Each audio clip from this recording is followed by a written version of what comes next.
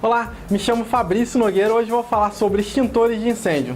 Para isso me baseei na NBR 12693, na IT 21 do Corpo de Bombeiros de São Paulo e separei 3 extintores mais utilizados para detalhar um pouco deles. Sejam bem-vindos ao nosso canal Universidade de Segurança contra Incêndio.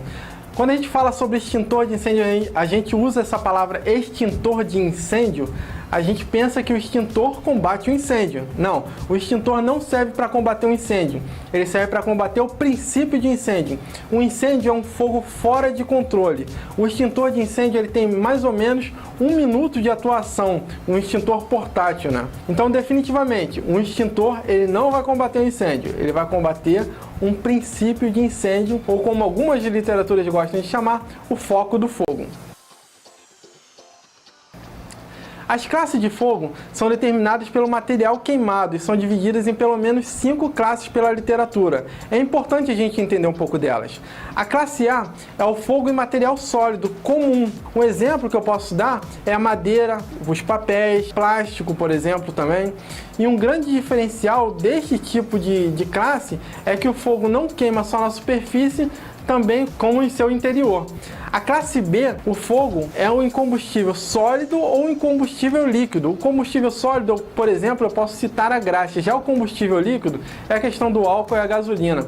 Neste caso, nesta classe, o fogo acontece somente na sua superfície. Ok?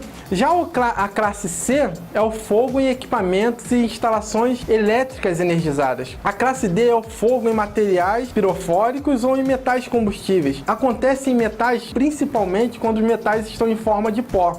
Já a classe K, bem, esse K vem do inglês kitchen, que significa cozinha. É um incêndio em óleos vegetais, óleos animais e gorduras, usados tanto em cozinhas industriais quanto cozinhas comerciais. Os extintores ele tem algumas classificações também.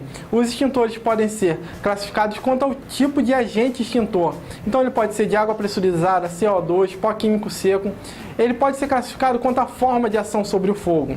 Ele pode ser classificado também quanto à forma de pressurização, uma questão mais de manutenção mesmo. E pode ser classificado pela massa total. Essa questão da classificação pela massa total é importante vocês entenderem. O extintor portátil é considerado portátil aquele que vai quando tem a massa total até 20 kg. Já o extintor sobre rodas, ele vai partir de 20 kg e vai até 250 kg. Então o extintor portátil não pode ultrapassar 20 kg. Já o extintor sobre rodas, ele vai de 20 kg até 250 kg. Uma orientação que eu dou, um comentário básico, é que você pode sim usar os extintores na tua edificação para fazer um treinamento básico. Pega alguém lá na tua edificação que já teve algum treinamento, que sabe utilizar o extintor e mostra para as pessoas de uma forma geral como usar esse extintor. Manda ela pegar lá, sabe? Pegar o extintor onde que ele estiver preso, manda ele levantar, sentir o peso. O extintor pode pesar até 18 kg mais ou menos aí na parte prática, você vai conseguir achar extintor até 18 kg. Então, pegar esse extintor, romper o lacre, tirar o pino e acionar ele mesmo, ver como que ele aciona, é interessante. Para no momento do incêndio, naquele momento que você precisa economizar tempo, como eu já falei, um extintor, ele vai combater um princípio de incêndio. Para ele não virar incêndio, esse fator tempo é primordial. Pessoal, aqui a gente tem 3 extintores, os mais vistos, os mais visualizados aí, shoppings, em casas públicas, edificações, de uma forma geral, utiliza-se esses 3 tipos de extintores. Aqui você tem o água pressurizada. Observe que ele só pode combater incêndio do tipo classe A, tá ok? Um outro ponto que eu chamo a atenção é o selo de homologação junto ao Inmetro. Isso daqui identifica que o teu fornecedor, que a tua manutenção foi feita por uma empresa homologada junto ao Inmetro. E aqui você tem a validade, tá? A validade do teu extintor, quando você tem que mandar novamente o teu extintor para manutenção. Observem o seguinte, esse extintor é acompanhado de um manômetro. Esse manômetro tem que ficar na parte verde, ele não pode nem ficar com pressão acima nem pressão abaixo. Se estiver assim, volta com ele para sua manutenção. Lacre, sempre o lacre tem que estar aqui, não pode estar um lacre violado, ok? O lacre violado quer dizer que ele pode ter sido utilizado. Se ele pode ter sido utilizado, verifica o manômetro.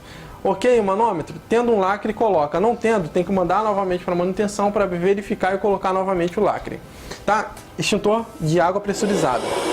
O pó químico seco, como eu falei para vocês, eles são bem parecidos. Observem o seguinte, tem uma solda na parte superior, tem manômetro, tem essa parte da mangueira aqui, mas a grande diferença dele é do agente extintor, tá ok? O agente extintor é um pó químico e esse agente extintor é água. Esse daqui combate as classes de incêndio B e C e esse daqui classe de incêndio, apenas a classe de incêndio A. A grande diferença é como que eles vão agir, tá ok? Se você utilizar o pó químico seco numa classe de incêndio A, como o fogo está pegando mais para a parte interna do material, isso daqui vai ter pouco resultado, né? O pó químico seco vai ter pouco resultado. O extintor de pó químico seco, ele não vem cromado normalmente. Essa daqui é uma possibilidade, ele pode vir tanto vermelho quanto cromado. É um extintor bem parecido com o extintor de água. Agora observe que ele combate incêndio do tipo classe B e classe C, tá ok? Também tem um manômetro que você tem que deixar ele sempre na parte verde. Lacre, ok? Mangueira também, muito parecido com o extintor de água, tá? Então esse é um cuidado que você deve ter. Extintor classe A, de água combate classe A. Extintor pó químico seco, classe B e C, ok? Então uma diferenciação básica que a gente costuma falar, né, em meio dos profissionais é um cascudo que você pode dar no extintor e observar que esse do pó químico seco de fato tem um som bem seco. Já o de água tem um som mais agudo, tá ok? Então são as grandes diferenças entre o extintor de água e de pó químico, para você ter cuidado na hora de você combater o incêndio.